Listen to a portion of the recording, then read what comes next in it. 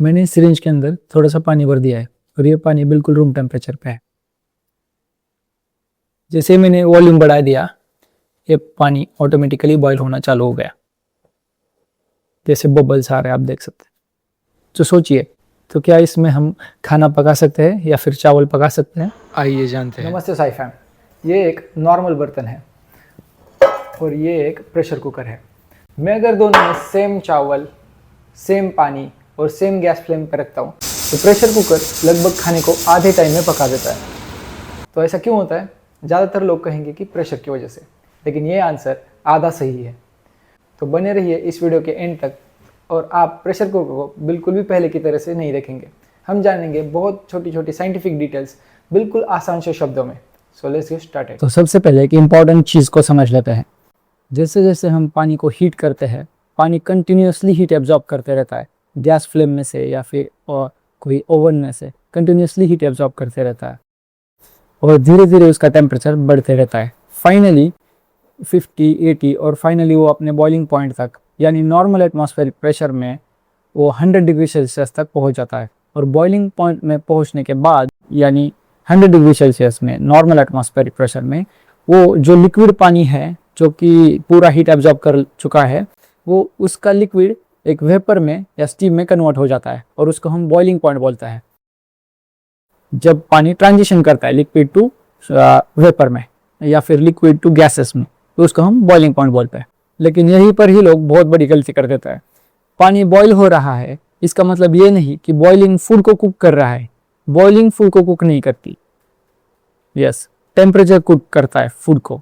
Boiling खाली एक पानी के एक लिक्विड स्टेट को एक वेपर स्टेट में या फिर स्टीम में कन्वर्ट कर देता है।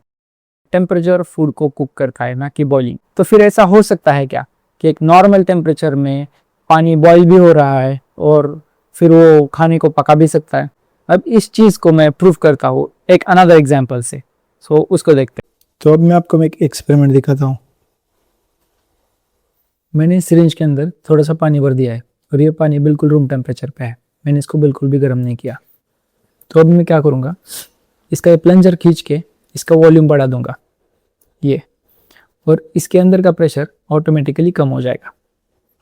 जैसे ही वॉल्यूम बढ़ता है इसके अंदर का प्रेशर कम हो जाएगा और प्रेशर कम होने की वजह से, इसका इंटरनल प्रेशर कम होने की वजह से ये पानी बॉईल करना चालू हो जाएगा रूम टेम्परेचर पे। अब देख सकते हैं, जैसे मैंने वॉल्यूम बढ़ा दिया, ये पानी ऑटोमेटिकली बॉईल होना चालू हो गया। जैसे बबल्स आ रहे हैं, आप देख सकते हैं।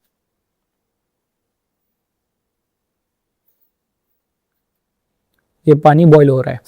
तो इसका मतलब क्या ये है कि ये पानी का टेम्परेचर बढ़ गया?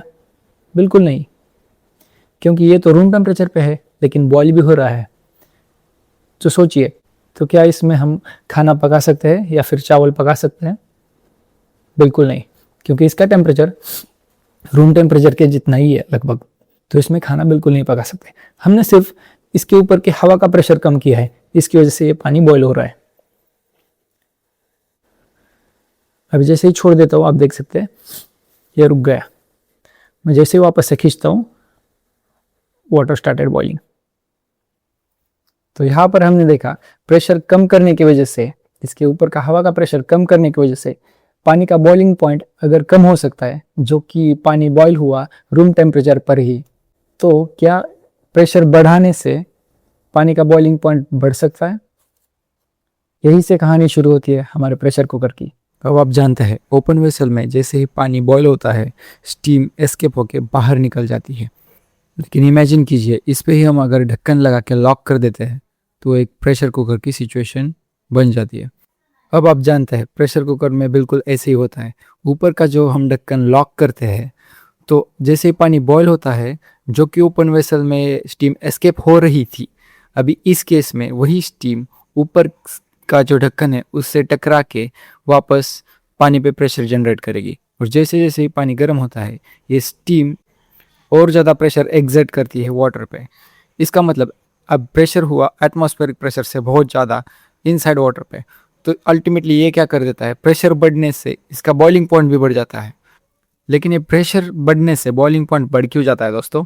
हमने देखा है पहले भी, जैसे ही पानी हीट एब्जॉर्ब करता है उसके मॉलिक्यूल्स वाइब्रेट करने लगते हैं एनर्जी एब्जॉर्ब करके, और वो इतने ज़्यादा लेवल पे पहुंच जाता है वाइब्रेशन कि एक सर्टेन लेवल से वो अपने सरफेस से एस्केप होके हवा में निकल जाते हैं, उसको ही हम स्टीम बोलते हैं।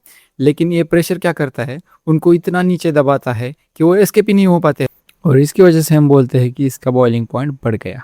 तो जैसे हम प्रेशर को बढ़ा देते हैं, पानी का बॉइलिंग पॉइंट भी बढ़ जाता है। इसका मतलब ये प्रेशर जो कि बढ़ा हुआ है उसके ऊपर का, लिक्विड के ऊपर का या फिर ये पानी के ऊपर का, वो ज़्यादा परमिशन देगा पानी को और ज़्यादा हीट होने की, मतलब विदाउट बॉयल हुए हुए, मतलब इसका उसको transition, liquid to vapour transition होने से पहले उसको और ज़्यादा हीट एब्जॉर्ब करने की परमिशन देता है। इससे पानी का बॉइलिंग पॉइंट भी बढ़ जाता है, जैसे कि प्रेशर कुकर में। तो इसकी वजह से हम और ज़्यादा हीट फीड कर सकते हैं हमारे पानी को। इसका मतलब जो कि हम इसको पानी को ज़्यादा हीट दे रहे हैं तो खाना जल्दी पक जाएगा।